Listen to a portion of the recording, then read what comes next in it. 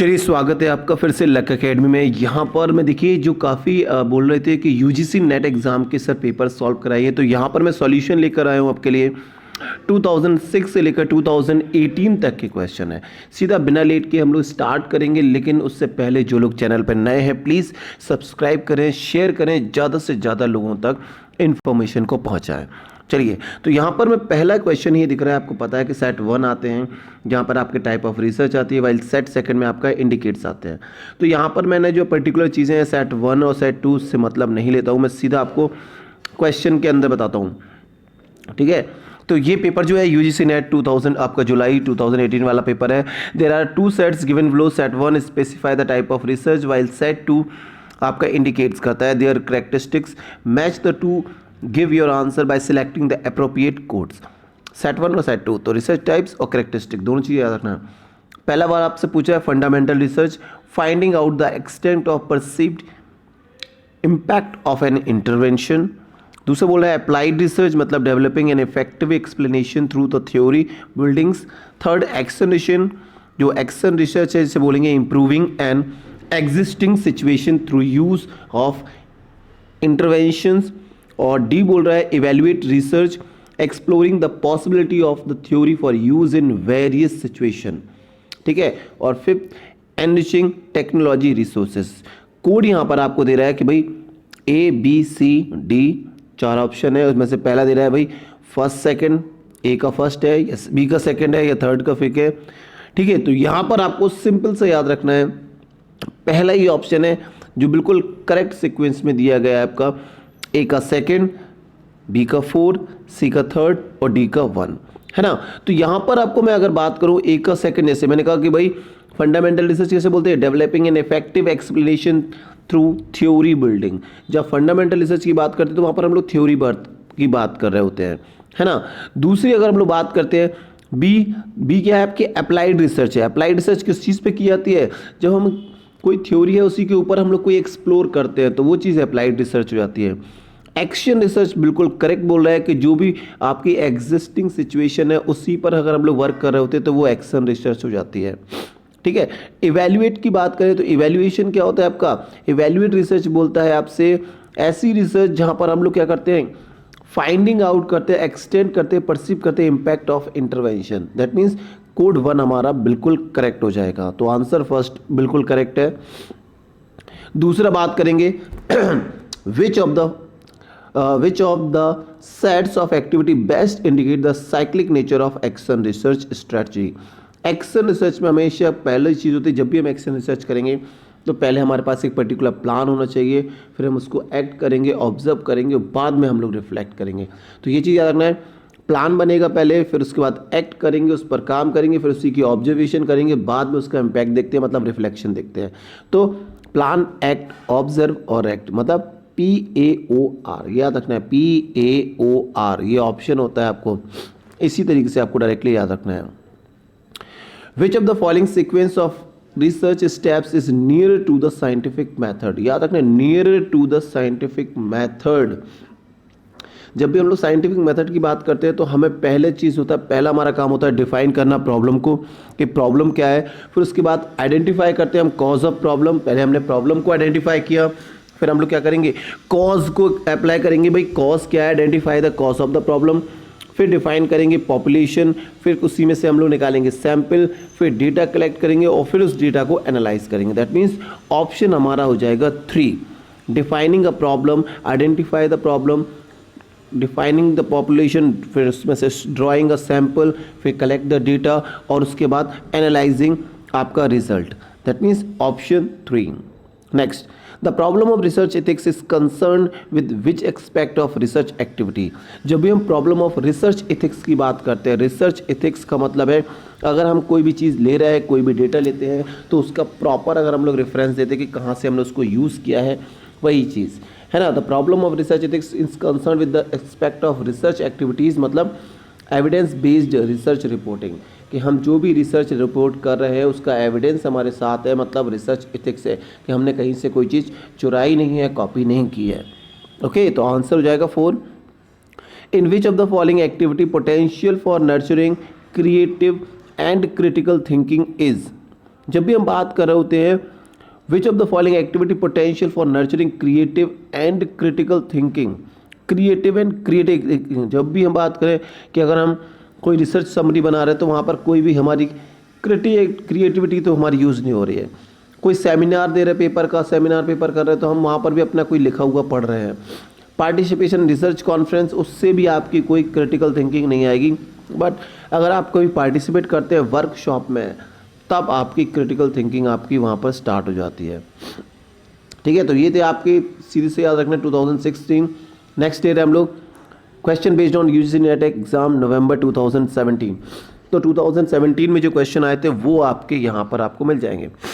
तो which of the following research types focus on emulating the prevailing situation. सबसे पहली चीज़ कई बार बता चुका हूँ, कई बार क्वेश्चन में आया होगा कि जब भी हम कोई प्रेजेंट सिचुएशन पर कोई रिसर्च करते हैं तो वो एक्शन रिसर्च होती है। ठीक है, तो आंसर 3 हो जाएगा आपका। A researcher attempt to evaluate the effect of method of feeding and on anxiety. ठीक है, proneness of children, which method of research would be appropriate for this. कोई रिसर्चर अटेम्प्ट करना चाहता है, इवेल्युएट करना चाहता है effect of method of feeding on anxiety, कि जो फीड कर रहा है एंजाइटी के टाइम में, खाना वाने की बात करते हैं। चिल्ड्रन जो होते हैं उनको जब परेशानी हो जाती है, जब उनको कुछ प्रॉब्लम होती है तो वो क्या करते हैं, खाना वाना नहीं खा पाते हैं या फिर थोड़ा सा उनको प्रॉब्लम रहती है दिमाग में। तो जब हम ऐसी कोई रिसर्च करते हैं इस तरह की, या विच मेथड ऑफ रिसर्च, तो यहाँ पर हम एक्स पोस्ट फैक्टो मेथड से ही हम लोग रिसर्च मेथड यूज़ करेंगे। तो ये थोड़ा सा याद रखने की चीज़ है। In which of the following arrangement a wider spectrum of idea and issue में बी मेड। जब भी हम लोग क्या करते हैं कि भाई अरेंजमेंट करते हैं, wide spectrum of idea issue हमें बनाना पड़ते हैं कब, जब हम लोग वर्कशॉप मोड बनाते हैं। वर्कशॉप में हमें बहुत ज़्यादा वाइड स्पेक्ट्रम अरेंजमेंट करना होता है, आइडिया करना होते हैं, इश्यूज़ करना होते हैं। दैट मीन्स वर्कशॉप, याद रखना है आपको, वर्कशॉप मोड के अंदर। In finalizing a thesis writing format which of the following would form a part of supplementary pages. यहाँ अगर हम बात करें कि हम जब थीसिस बनाते हैं, थीसिस राइटिंग करते हैं, तो यहाँ पर सप्लीमेंट का मतलब जिनका रोल जो होता है बहुत ज़्यादा नहीं होता है बट सप्लीमेंट्री की तरह यूज़ होते हैं, तो वो हम जो टेबल बनाते हैं, फिगर बनाते हैं, तो लिस्ट ऑफ टेबल्स, फिगर्स, ये जो होते हैं बेटा वो सप्लीमेंटेड पेजेस की तरह काम करते हैं जब हम थीसिस के टाइम में। तो which of the following is susceptible to the issue of research ethics. यहाँ पर आपकी बात करते हैं कि which of the following susceptible to the issue of research ethics. Research ethics के लिए ससेप्टेबल इनमें से कौन सा होते हैं, तो यहाँ पर अगर हम बात करते हैं रिपोर्टिंग ऑफ रिसर्च फाइंडिंग, जब हम रिपोर्ट करते हैं रिसर्च फाइंडिंग्स की, तो ये सबसे ज़्यादा ससेप्टेबल पार्ट होता है रिसर्च का। नेक्स्ट यहाँ पर बात कर रहा हूँ UGC based question. UGC NET exam जनवरी 2017 के पेपर में आए थे और बेटा ये सारे के सारे यूजीसी नेट की पेपर साइट पर आपके पड़े हुए हैं, तो इसलिए कोई प्रॉब्लम की बात नहीं, आप चाहो तो वहाँ से चेक कर सकते हो। ठीक है, the principal of school conduct an interview session of teachers and student with a view to explore the possibility of their enhance participation in school programmes. This endeavour may be related to which type of research. अभी बता चुका हूँ कि जब यहाँ पर क्या करते हैं, कोई प्रिंसिपल स्कूल का है, कंडक्ट कर रहा है एक interview session of a teacher and students with a view to explore the possibility of their enhance participation in school programmes. This endeavour may be related, मैंने बोला ना कि जब भी कोई प्रेजेंट स्टडी के बारे में, कि वहाँ पर इंटरव्यू चल रहा है टीचर्स का और वहाँ पर स्टूडेंट बेटा पार्टिसिपेट कर रहा है, दैट मीन्स करंट सिचुएशन पे काम कर रहा है, दैट इज एक्शन रिसर्च। जब भी करंट सिचुएशन पे कोई काम की जाएगी वो बेटा एक्शन रिसर्च होती है, और ये क्वेश्चन कई बार पूछ चुके हैं। In doing action research what is useful sequence of steps, पहले भी अभी हो चुका है, सेम टाइम पहले मैंने बताया था, प्लान, एक्ट, ऑब्जर्व और रिफ्लेक्ट। सेम क्वेश्चन रिपीट हुआ है तो आपको थोड़ा सा याद रखना है। विच sequence of steps in logical in the list given below, ये भी क्वेश्चन आपका सेम टू सेम आपका रिपीट हुआ है। सेम ऐसे क्वेश्चन 2016 में आया था और यही 2017 में भी आया। प्रॉब्लम फॉर्मुलेशन, उसके बाद हाइपोथेसिस मेकिंग, फिर डेवलपमेंट ऑफ रिसर्च डिजाइन, फिर कलेक्ट करेंगे डेटा, फिर एनालाइज करेंगे, फिर जनरलाइज करेंगे और लास्ट में जाके हम कंक्लूजन देंगे। तो प्रॉब्लम का फॉर्मुलेशन है, फिर हाइपोथेसिस मेक करेंगे, फिर डेवलपमेंट ऑफ रिसर्च डिजाइन बनाएंगे, फिर डेटा कलेक्ट करेंगे, उसके बाद डेटा को एनालाइज करेंगे, फिर हम लोग जनरलाइजेशन करेंगे, उसके बाद कंक्लूजन देंगे। दैट मीन्स आंसर आपका हो जाएगा 3। बिलो आर द 2 सेट्स आपके वही है रिसर्च। इस क्वेश्चन बेटा कॉमन है और बहुत ही ज़्यादा आने वाला है। रिसर्च मेथड और रिसर्च डेटा कलेक्शन टूल। पहला आपको दे रहा है एक्सपेरिमेंटल मेथड, इतना ही लिखता हूँ मैं, आप लोग कोशिश करें। एक्सपेरिमेंटल मेथड यूजिंग प्राइमरी और secondary source. Ex post facto method मतलब क्वेश्चनायर। थर्ड बोला है आपसे डिस्क्रिप्टिव सर्वे, ठीक है, descriptive survey method that is standardized test. और historical method that is typical आपका करेक्टरिस्टिक टेस्ट कोड। अब यहाँ पर ऑप्शन आपको देख रहा है, तो जब भी हम बात कर रहे होते हैं एक्सपेरिमेंटल मेथड्स की, एक्सपेरिमेंटल मतलब होता है आपका स्टैंडर्डाइज्ड टेस्ट। जब भी हम एक्सपेरिमेंटल की बात करते हैं तो वहाँ पर आपके स्टैंडर्डाइज्ड टेस्ट यूज़ होते हैं। दैट मीन्स एक्सपेरिमेंटल में हम लोग टेस्ट यूज़ करेंगे। अगर हम दूसरा बात करते हैं एक्स पोस्ट फैक्टो, अभी ही रिपीट हुआ था थोड़ी देर पहले, एक्स पोस्ट फैक्टो का मतलब है टिपिकल कैरेक्टरिस्टिक टेस्ट कोड्स का हम लोग यूज़ करते हैं। जो टिपिकल कैरेक्टरिस्टिक टेस्ट है ये आपके यूज़ होते हैं एक्स पोस्ट फैक्टो मेथड के अंदर। डिस्क्रिप्टिव सर्वे मेथड थोड़ी देर पहले हम लोग पढ़ चुके हैं। डिस्क्रिप्टिव में हम लोग यूज़ करेंगे कोई पर्टिकुलर, अगर किसी के बारे में जानकारी ले रहे हैं तो हम वहाँ से क्वेश्चन पूछ कर उससे करेंगे। That means questionnaire method use करेंगे। और फोर्थ आ जाएगा आपका डी में हिस्टोरिकल मेथड। दैट मीन्स सीधी सीधी बात है, हिस्टोरिकल मतलब प्राइमरी और सेकेंडरी डेटा का यूज़ करेंगे। तो आंसर इसके बेस पर जाएगा आपका कौन सा, second option. Next, the issue of research ethics में be considered pertinent at which stage of research. यहाँ बोल रहा है the issue of research ethics में बी कंसिडर। देखिए यहाँ से क्वेश्चन बहुत आया हुआ है। तो रिसर्च एथिक्स में be considered pertinent at the stage of research. कब? जब हम लोग क्या करते हैं, at the stage of reporting the finding. जब हम लोग रिपोर्ट को फाइंड करते हैं, that is the research ethics. जब हम लोग रिपोर्टिंग कर रहे होते हैं कि जो हमने फाइंड किया है उसकी जब हम लोग रिपोर्टिंग देते हैं, वही टाइम होता है आपका मेन रिसर्च एथिक्स का, है ना। तो ये चीज़ थोड़ा सा आपको ध्यान रखने की चीज़ है कि रिसर्च एथिक्स मतलब कि जब हम रिपोर्टिंग कर रहे होते हैं अपने डेटा की, अपने फाइंडिंग्स की, वही टाइम होता है हमारा रिसर्च एथिक्स के जाने में। नेक्स्ट देखते हैं भाई, question based on UGC net 2016। In qualitative research paradigm which of the following features में बी कंसीडर्ड क्रिटिकल। याद रखिए क्रिटिकल कंडीशन बोला है क्वालिटेटिव रिसर्च पैराडिग्म में, which of the following features may be considered critical। याद रखना, data collection with bottom up empirical evidences. यहाँ पर जो हम डेटा कलेक्ट कर रहे हैं बिल्कुल बॉटम पर जाकर और वहाँ पर उनकी एम्पिरिकल की बात करें, एम्पिरिकल एविडेंसेस के साथ ही अगर हम लोग यूज़ करते हैं वही सबसे बड़ा चीज़ होता है। अगर हम नहीं दे पाते दैट मीन्स वो आ जाएगा पैराडिग्म में, या फिर जो हम लोग बोलते हैं ना प्लैगरिज्म कंडीशन आ जाती है। तो वो प्लैगरिज्म कंडीशन इसी बेस पर बन जाती है कि जब हम लोग बात करते हैं कि भाई डेटा लेते हैं, डेटा कलेक्ट करते हैं, उसकी रिपोर्ट करते हैं, और अगर कहीं से हमने लिया है तो उसको हमें क्या करना पड़ेगा, उसका रेफरेंस देना पड़ेगा। From the following list of statement identify the set which has negative implication for research ethics, है ना। अब यहाँ पर बोल रहा है कि इनमें से कौन सा है जो नेगेटिव इम्प्लीकेशन देता है रिसर्च एथिक्स पर। पहला ऑप्शन दे रहा है researcher critically looks at the finding of another research. ये तो भाई दिख ही रहा है आपको। Related studies are cited without proper reference, very good. Research finding are made the basis for policy making. Conduct practitioner screen in term for reporting research evidences. Research study replicated with a view to verify the evidence from other researchers. Both policy making and policy implementing process are regulated in terms of preliminary studies. अब देखिए यहाँ पर बोला है negative implication की बात कर रहा है।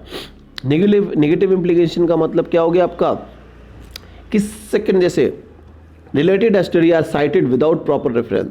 अगर आप किसी चीज़ की स्टडी ले रहे हो और उसका प्रॉपर रेफरेंस नहीं दे रहे हो, दैट मीन्स आप प्लेगरिज्म की कंडीशन बना रहे हो। दैट मीन्स आपका ये तो बिल्कुल गलत हो जाएगा।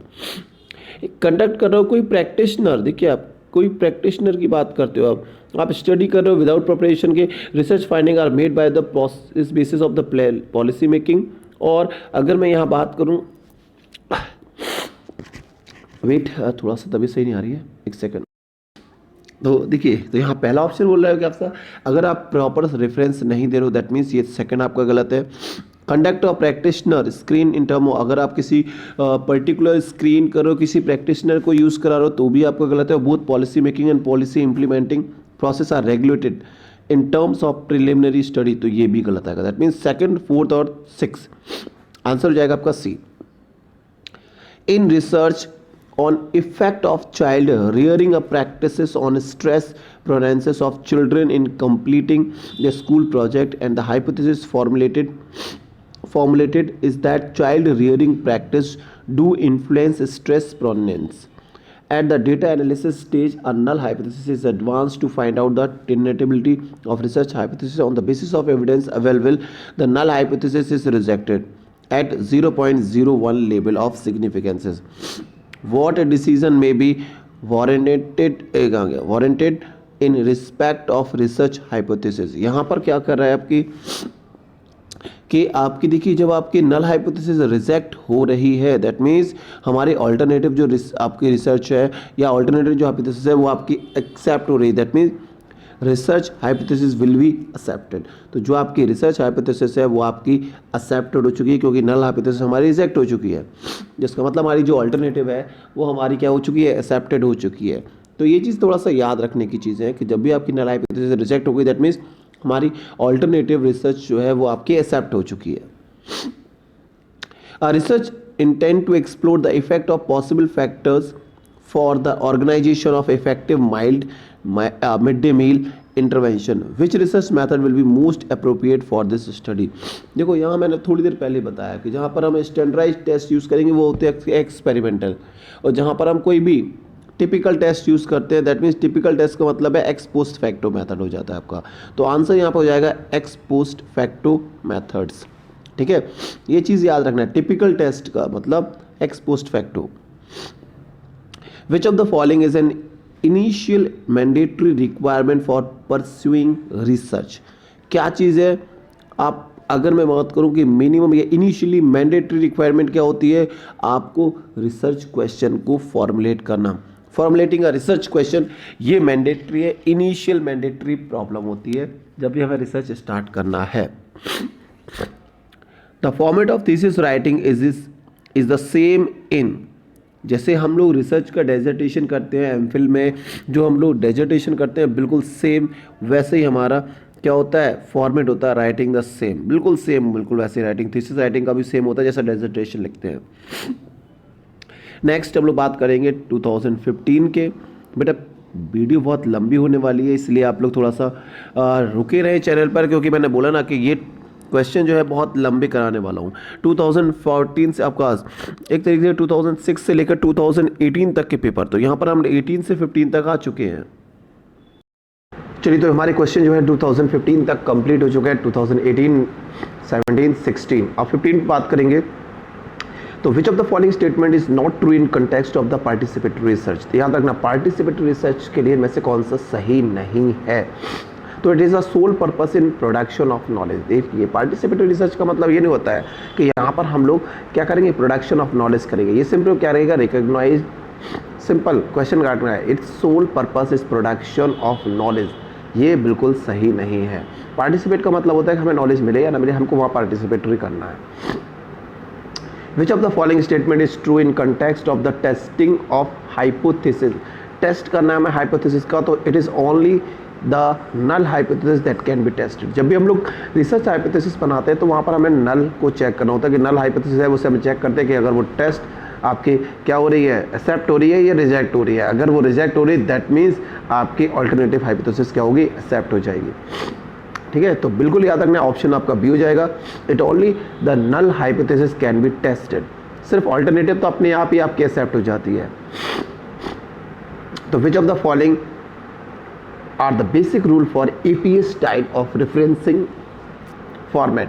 देखिए, यहाँ पर एक और अच्छी चीज़ याद रखिए, यहाँ पर मैंने APA स्टाइल जो स्टाइल्स पर हैं उन पर काफ़ी वीडियो आपकी बना रखी है। तो आप लोगों को अगर चेक करना हो कि भाई स्टाइल्स कैसे लिखते हैं, APA कैसा है, MLA कैसा है, ऑक्सफोर्ड कैसा है, तो वो सारी चीज़ों पे मैंने एक पर्टिकुलर वीडियो बना रखी है। तो जो लोग भी प्रॉब्लम लगता है, जिनको लगता है कि सर हमको नहीं आ रहा, तो वो चेक कर सकते हैं वीडियो की चैनल लिस्ट में। चलिए आगे बढ़ेंगे। विच of the following the basic rule for APA style? ये याद रखना है। तो भाई जितने लोग ने पढ़ा हुआ है या वीडियो देखी हुई है, नए हैं प्लीज़ सब्सक्राइब करें, शेयर करें, ज़्यादा से ज़्यादा लोगों तक पहुँचाएं। तो पहला ऑप्शन है इटैलिक्स द टाइटल, बिल्कुल गलत है, ये तो पहला ही गलत कर दिया उन्होंने।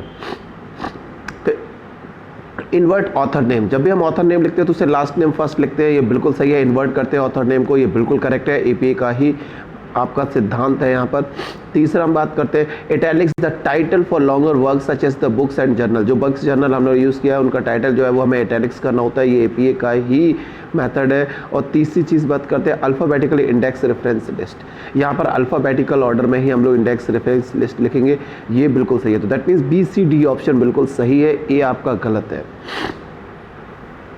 विच of the following are the characteristic of a seminar, जब हम कोई सेमिनार कर रहे होते हैं तो उसका करेक्टरिस्टिक इनमें से कौन सा है? तो पहला, it is a form of academic instruction, बिल्कुल सेमिनार एकेडमिक इंस्ट्रक्शन का आपका है फॉर्म। दूसरा आपसे पूछता है क्या it involve the questioning, discuss and debates. देखिए सेमिनार की अगर बात करें तो यहाँ पर दोनों चीज़ें होती है, सेमिनार में आपके क्वेश्चन भी किए जाते हैं, डिस्कस भी किया जाता है और डिबेट भी किया जाता है। नेक्स्ट बोल रहा है आपसे involve the large group of individual, ये जरूरी नहीं है सेमिनार में आपके लार्ज ग्रुप ऑफ इंडिविजुअल हो, तो सी मे बी और मे नॉट बी, तो इसलिए सी आपका अलग हो जाएगा क्योंकि जरूरी नहीं होता है। It need the involvement of skilled person, बिल्कुल जब भी सेमिनार करते हैं तो स्किल्ड पर्सन की रिक्वायरमेंट होती है, दैट मीन्स सी अगर गलत कर देते हैं तो आपका A B D, D option आपका करेक्ट हो जाएगा। A researcher is interested in studying the prospects of a particular political party in an urban area, ठीक है, तो what tools should he prepare for the study। जब भी हमें किसी के बारे में पता करना होता तो हम लोग क्वेश्चनायर का यूज़ करते हैं, क्वेश्चंस पूछ कर उसके बारे में पता करते हैं, तो आंसर आपका सी हो जाएगा। Ethical norms in researches do not involve the guidelines for, तो जब भी हम एथिकल नॉर्म्स की बात करते हैं do not involve the guidelines for thesis format, यहाँ पर थीसिस फॉर्मेट का एथिकल नॉर्म्स से कोई लेना देना नहीं है। Consider the argument given below, pro employment testing of the research is quite fair because doctor, architect and engineer who are not employed had to face such a testing। तो what type of argument it is, याद रखना है कि जब भी हम employment की testing बात करते हैं तो एम्प्लॉयमेंट टेस्टिंग की बात करते हैं तो teacher is quite fair because doctor, architect and engineer who are now employed had to face such a testing. तो what type of argument it is, ये होता है बेटा एनालॉजिकल, हम लोग बोल सकते हैं कि भाई एनालॉजिकल टाइप का है जहाँ पर हम लोग एनालाइज करेंगे। A definition that has a meaning that is deliberately assign to some symbol is called, इसे बोलते हैं स्टिपुलेटिव। एक डेफिनेशन है जहाँ meaning that deliberately assign to a some symbol, जहाँ पर एक डेफिनेशन असाइन करती है सिंबल्स पर, वो होती है आपकी stipulative. A cluster of propositions with a structure that exhibits some inference is called an argument। तो एक cluster of propositions होती है, cluster of proposition है with a structure that exhibits some inference is called, आपको याद रखना है ये होता है argument। चलिए तो यहाँ पर 2015 तक के काफ़ी हो चुके हैं। चलिए नेक्स्ट बात करेंगे question based on UGC NET exam June 2015 पर, पहला दिसंबर था, दूसरा जून आ गया आपका। तो which of the following statement regarding the meaning of research are correct, यहाँ पर इनमें से कौन सा मेथड रिसर्च के अकॉर्डिंग करेक्ट है? तो which of the following statement regarding the meaning of research are correct? पहला बोल रहा है research refers to a series of systematic activity और एक्टिविटी, तो पहला बोल रहा है research refers to a series of systematic activity और activity undertaken to find out the solution of a problem, बिल्कुल करेक्ट है। दूसरा बोल रहा है आपसे it is a systematic logical unbiased process, बिल्कुल करेक्ट है। इट इज़ इंटेलेक्चुअल इंक्वायरी और quest toward truth and it leads to the enhancement of knowledge, बिल्कुल करेक्ट है। चारों ऑप्शन करेक्ट है, that means A B C D आपका D option हो जाएगा। A good thesis written writing should involve, यहाँ पर बात कर रहे हैं कि क्या चीज़ें होना चाहिए? Reduction of punctuation and grammatical error, बिल्कुल सही है, मिनिमम होना चाहिए। केयरफुल चेकिंग ऑफ रेफरेंस, बिल्कुल करेक्ट है। Consistency in a way of thesis is written, बिल्कुल सही है। A clear and well written abstract, चार ऑप्शन सही है, मतलब डी हो जाएगा। ये बहुत मिलते हैं आपको। Jean Piaget give the theory of cognitive development of human on the basis of his fundamental research basis of his, याद रखना है जीन पिजेट जो थे वो फंडामेंटल रिसर्च पर काम कर रहे थे। Male and female student perform equally well in numerical aptitude test, तो यहाँ पर बोल रहा है this statement indicate a research hypothesis, no, null hypothesis को इंडिकेट कर रहा है। याद रखना है नल हाइपोथेसिस को ही इंडिकेट करता है जब दोनों बराबर आ रहे हैं, दैट मीन्स आपकी नल हाइपोथेसिस क्या हुई है, एक्सेप्ट हुई है या रिजेक्ट हुई है, ये डिपेंड करेगा। जब भी हम टेस्ट करते हैं तो हमेशा नल हाइपोथेसिस को टेस्ट करते हैं, ये क्वेश्चन कई बार पूछ चुके हैं। The conclusion finding of which of the research can not be generalise to other situation. याद रखना द कंक्लूजन फाइंडिंग जो होती हैं उनको हम उनका which type of research can not be generalise to other situation. तो जो एक्सपेरिमेंटल रिसर्च होती है बेटा ये किसी अदर्स पर आपके नहीं आती है, किसी अदर सिचुएशन पर काम नहीं करती है। तो एक्सपेरिमेंटल रिसर्च याद रखना, conclusion finding of which type of research can not be generalise to other situation, तो एक्सपेरिमेंटल में नहीं होता ऐसा। Which of the following steps are required to design a questionnaire, writing primary और secondary aims of the study, बिल्कुल। Review of the current literature, बिल्कुल। Prepare a draft of a questionnaire and revision of that draft. तो यहाँ पर याद रखना है कि आपका जो बोल रहा है आपका रिव्यू द करंट लिटरेचर, उससे कोई मतलब नहीं है, हमें अपना प्राइमरी सेकेंडरी एम देखना है, हमें ड्राफ्ट देखना है क्वेश्चनायर का, और हमें रिवीजन देखना है। That means A, C and D option मिल जाएगा आपका, बी ऑप्शन हो जाएगा। When the purpose of definition to explain the user और to eliminate ambiguity, the definition is called, तो ये हो जाती है आपकी theoretical. When the purpose of definition is explain to the user, जब हमें एक्सप्लेन यूज़र को करना होता है तो वो आपके थियोरिटिकल हो जाता है। तो 15 में ऐसे क्वेश्चन आए थे। चलिए हम दिसंबर में बात करें 2014 के दिसंबर वाले एग्जाम में। The core element of dissertation are, ये बहुत आ चुका है। द कोर एलिमेंट आपको याद रखना है, इंट्रोडक्शन, लिटरेचर रिव्यू, फिर आपका रिसर्च मैथडोलॉजी, फिर रिजल्ट, फिर डिस्कशन और कंक्लूजन। ये बेटा रट लीजिए आप लोग, कई बार क्वेश्चन मिलेगा ये। तो इंट्रोडक्शन लिखना है, फिर लिटरेचर रिव्यू लिखना है, फिर रिसर्च मैथडोलॉजी लिखना है, उसके बाद रिजल्ट लिखना है, फिर डिस्कशन लिखना है और फिर कंक्लूजन लिखना है। ठीक है, तो व्हाट इज रिसर्च डिज़ाइन, तो ये क्या होता है, it is a framework for every stage of the collection and analysis of data, ये हमारा रिसर्च डिज़ाइन होता है। सैम्पलिंग केस क्या होता है, sampling case means sampling of people, newspaper, television programme etcetera. Sampling case मतलब कहीं से भी यूज़ कर सकते हैं, डी ऑप्शन हो जाएगा। The frequency distribution of research data which is symmetrical in shape, similar to a normal distribution but center peak is much higher, इसको ही बोलते हैं लैप्टोक्यूटिक। यहाँ बोल रहा है the frequency distribution of a research data which is symmetrical in shape similar to a normal distribution but centre peak is much higher. जब भी centre peak is much higher होती है तो उसे लैप्टोक्यूटिक बोलते हैं। याद रखने की चीज़ है, क्वेश्चन बिल्कुल नया है, अलग चीज़ है। When planning to do a social research, it is better to approach the topic with an open mind। जब भी हम किसी सोशल रिसर्च के बारे में बात करते हैं तो हमें उस टॉपिक के बारे में अप्रोच पता होना चाहिए, ओपन माइंड के थ्रू हमें सोच लेना चाहिए। When when an academics are called to deliver a lecture or presentation to an audience on certain topics or set of topics of educational nature, it is called। जब भी हम यहाँ बात कर रहे होते हैं, किसी हम एकेडमिक को लेकर आते हैं, डिलीवर कर रहा होता है, प्रेजेंटेशन दे रहा होता है, दैट मीन्स वो हमारा सेमिनार होता है ना। तो जब भी कोई एकेडमिक कोई आपको लेक्चर दे रहा है दैट मीन्स सेमिनार की बात कर रहे हैं। Media is known as, media की बात करें तो मीडिया इज नोन एज एक कहाँ का मीडिया को अगर हम बात करें तो मीडिया हमेशा आपकी क्या होती है, फोर्थ स्टेट में आती है। ठीक है, तो फोर्थ स्टेट होती है आपकी मीडिया, याद रखिए काफ़ी आ चुका है। तो 15 में आपके हो चुके हैं। अब मैं बात करूँगा यहाँ पर 14 का, वो दिसंबर वाला था और ये हमारा जून वाला है। In are thesis figure and tables are included in. जब हम थीसिस की बात करते हैं, थीसिस में जो फिगर और टेबल आते हैं वो आपके टेक्स्ट इटसेल्फ में ही आपके आ जाते हैं सारे के सारे। A thesis statement is, thesis का जो है वो आपका क्या है, thesis statement is an assertion होता है, आपका एक असर्शन है जो आपने किया हुआ है। The research approach of Max Weber to understand how people create meaning in natural setting is identified as। तो ये होता है, अगर हम बात करें research approach of max weber की बात करते हैं तो वो इंटरप्रिनेटिव पैराडिग्म पर बात कर रहे होते हैं। तो जब भी मैक्स वेबर की बात करें तो उन्होंने पीपल को कैसे क्रिएट किया था, मीनिंग नेचुरल थिंग्स में ऐसे इंटरप्रिनेटिव पैराडिग्म पर।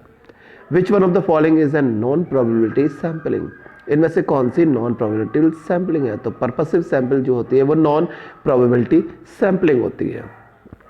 Identify the category of evaluation that assess the learning progress to provide continuous feedback to the student during instruction. यहाँ पर क्या करें, identify the category of evaluation. हम ऐसा कौन सा इवैल्यूएशन करें कैटेगरी में जहाँ से हमें पता चले कि progress to provide a continuous feedback. Continuous feedback की जब भी बात करते हैं तो वहाँ पे हमें फॉर्मेटिव असेसमेंट की बात करते हैं। तो जो FA होता है, जो फॉर्मेटिव असेसमेंट होता है, ये कंटिन्यूस फीडबैक प्रोवाइड करता है स्टूडेंट्स का। दैट मीन्स आपका फॉर्मेटिव असेसमेंट हम लोग यूज़ करेंगे यहाँ पर।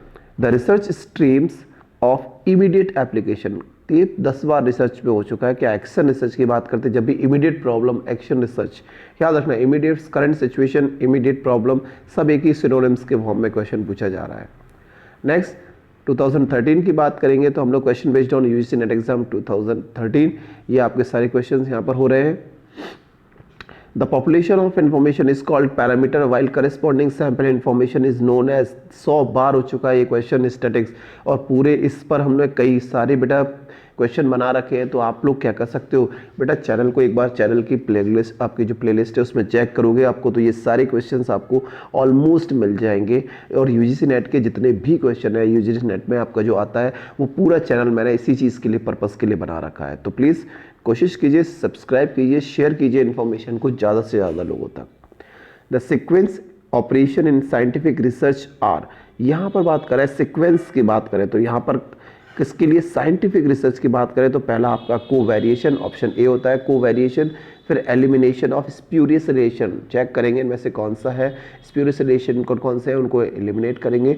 फिर जनरलाइज करेंगे और फिर थ्योराइजेशन करते हैं। दैट मीन्स पहला कोवेरिएशन चेक करेंगे, फिर उनमें एलिमिनेशन करेंगे स्प्यूरियस रिलेशनशिप, उसके बाद जनरलाइजेशन, फिर थ्योराइजेशन। दैट मीन्स ये हो जाता है हमारा साइंटिफिक रिसर्च के अंदर।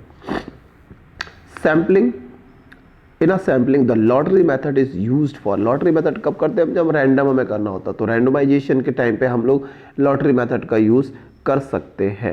ओके, तो in sampling the lottery method is used for randomization. तो हमें कोई रैंडम सेलेक्ट करना तो हम लॉटरी मेथड यूज करेंगे ना, which is the main object of research. इनमें से कौन सा मेन ऑब्जेक्ट होता है रिसर्च का। या देखिए ऑब्जेक्टिव की बात कर रहे हैं, रिसर्च का मेन ऑब्जेक्टिव क्या होना चाहिए, डिस्कवर अ न्यू फैक्ट और to make a fresh interpretation of the known facts. कि जो नोन फैक्ट्स है उनमें से हम कुछ नया क्या निकाल रहे हैं, कुछ फ्रेश क्या निकालते हैं, कोई नई इंफॉर्मेशन कैसे निकालते हैं, वही मेन ऑब्जेक्टिव होता है रिसर्च का। सैम्पलिंग एरर डिक्रीज विद, जब भी हम बात करेंगे अगर हम सैंपल साइज को इंक्रीज करते हैं, ये रिलेशन है, याद रखना है कि जब भी सैंपल एरर को हमें डिक्रीज करना है तो हमें इंक्रीज करना पड़ेगा सैंपल साइज। जैसे जैसे सैंपल साइज हम इंक्रीज करेंगे सैम्पलिंग जो एरर है वो डिक्रीज होता चला जाएगा। तो अगर हम सैंपल साइज को डिक्रीज करेंगे तो बेटा सैम्पलिंग एरर आपका इंक्रीज होगा। रिलेशन है ये याद रखना है बेटा आपको, है ना। तो इस इनवर्टली प्रोपोर्शनल होता है सैम्पलिंग एरर और sample size. The principal of fundamental research are used in, देखिए प्रिंसिपल ऑफ फंडामेंटल रिसर्च की बात करें तो हम लोग फंडामेंटल रिसर्च का यूज ही करते हैं अप्लाइड रिसर्च के लिए। तो जब भी fundamental, the principal of fundamental research आपकी जब भी यूज होगी तो वो अप्लाइड रिसर्च के लिए ही यूज होगी। ठीक है, नेक्स्ट हम लोग बात करें 2013 का जो रीटेस्ट हुआ था उसमें कौन कौन से क्वेश्चन आए थे।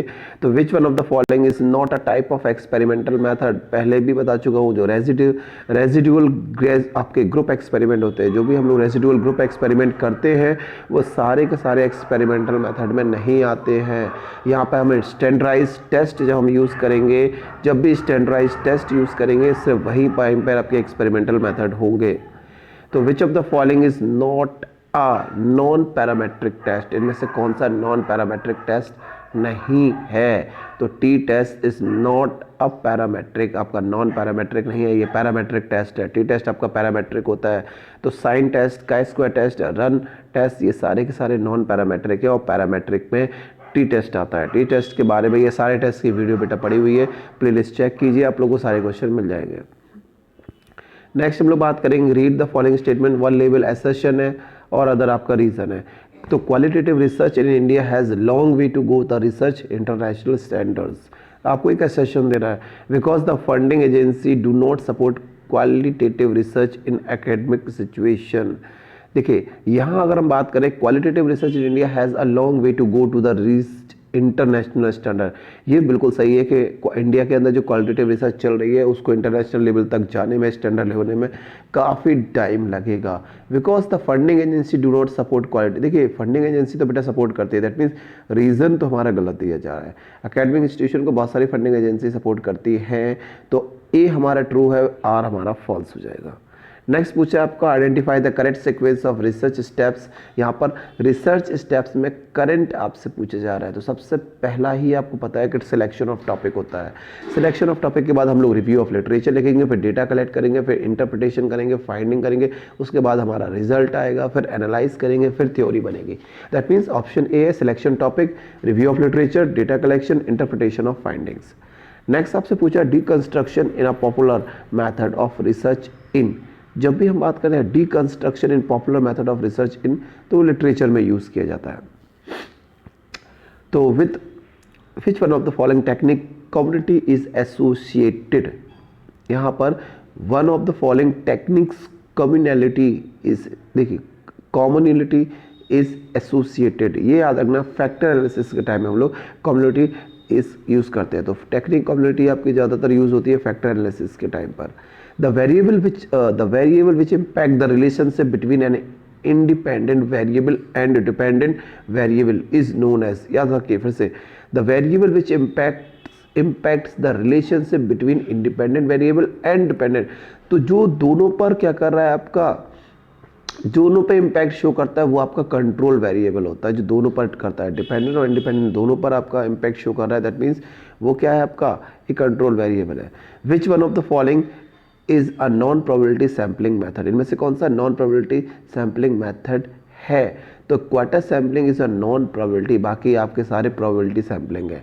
तो देखिए यहाँ तक हम अगर बात करें, ये 2013 तक आपका यहाँ तक करा दिए, नेक्स्ट वीडियो में आपके 2006 तक की मैं करा दूंगा। चलिए थैंक यू। जो लोग नए हैं बेटा प्लीज़ वो लोग सब्सक्राइब करें, शेयर करें, ज़्यादा से ज़्यादा लोगों तक इन्फॉर्मेशन को पहुंचाएं। तो नेक्स्ट वीडियो में आपका इसका मैं पार्ट 1 लेकर आया हूँ, पार्ट 2 में आपके पूरे लेकर आऊँगा 2021 में जो एग्ज़ाम नहीं हुए हैं, तो 18 तक के आपके सारे हो जाए। चलिए।